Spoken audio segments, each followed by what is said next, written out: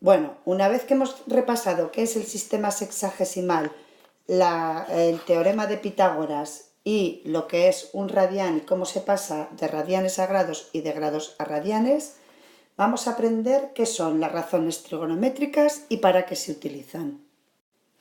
Lo haremos sobre un ángulo agudo como el que tenéis en esta imagen. A este ángulo agudo lo llamaremos alfa y también trazaremos una recta de tal manera que lo que queda aquí sería un ángulo recto, que será lo primero que busquemos, el ángulo recto. ¿Por qué será lo primero que busquemos?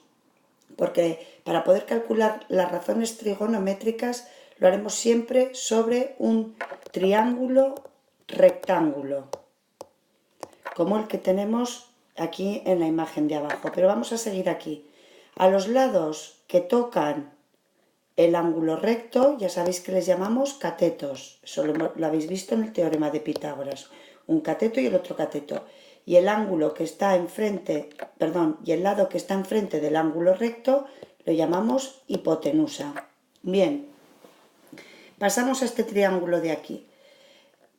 Tenemos ese mismo ángulo, el ángulo alfa, ¿vale? Al cateto que toca el ángulo lo denominaremos cateto adyacente y al cateto que está en el lado opuesto al ángulo lo llamaremos cateto opuesto y la hipotenusa se queda con el mismo nombre. Ya veréis que cambia si el ángulo que consideráramos fuera este, que también es un ángulo agudo y de él también podemos calcular las razones trigonométricas.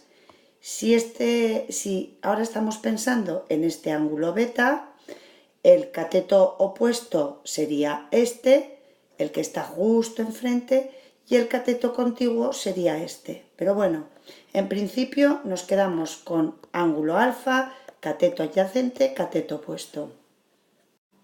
Vamos a ver pues cómo se calculan las razones trigonométricas de un ángulo alfa. A mí me oiréis mucho decir, en lugar de cateto adyacente, cateto contiguo. Entonces, por un lado, el seno de alfa. El seno de alfa es igual al cateto opuesto que hemos dicho que será lo que mida este cateto entre la hipotenusa. El coseno de alfa es el cateto adyacente o cateto contiguo, que es este de aquí, partido por hipotenusa. Y la tangente de alfa es cateto opuesto entre cateto contiguo. Bien, vamos a verlo en el ejemplo.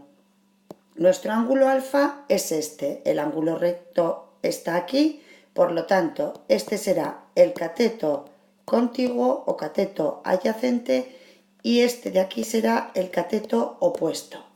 Por lo tanto, seno de alfa, que es igual a cateto opuesto partido por hipotenusa, será 5 entre 13, que es el valor de la hipotenusa.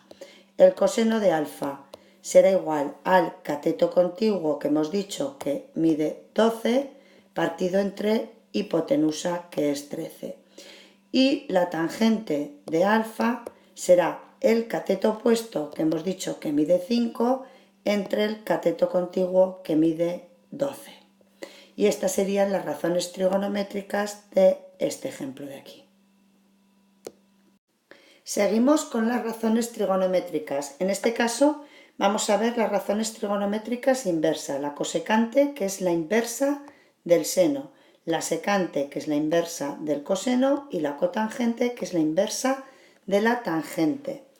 Como ya teníamos calculado, lo vamos a ver en este ejemplo, como ya teníamos calculado el seno, el coseno y la tangente, voy a aprovechar estos cálculos. Entonces, la cosecante de alfa, que es la inversa del seno, le doy, ya sabéis que la inversa de cualquier fracción sería 1 dividido para 5 por 13, que sería lo mismo que 1 dividido para 5 entre 13, y esto quedaría 1 por 13 en el numerador y 1 por 5 en el denominador. Es decir, la inversa del seno sería 13 partido por 5. La secante de alfa, que es la inversa del coseno, sería 13 partido por 12, y la inversa de la tangente, que es la cotangente de alfa, sería 12 partido por 5. Y con esto quedan definidas todas las razones trigonométricas, las anteriores y estas que son las inversas. ¿Qué tres propiedades tienen que cumplir o van a cumplir las razones trigonométricas de un ángulo agudo? Que son siempre positivas. ¿Por qué? Porque se definen como el cociente de la medida de dos segmentos.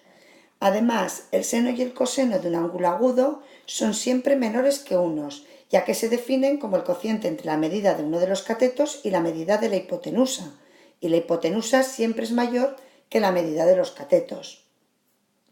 Y por otro lado, la tangente y la cotangente de un ángulo agudo pueden tomar cualquier valor real positivo, pero eso lo iréis viendo en los diferentes ejercicios.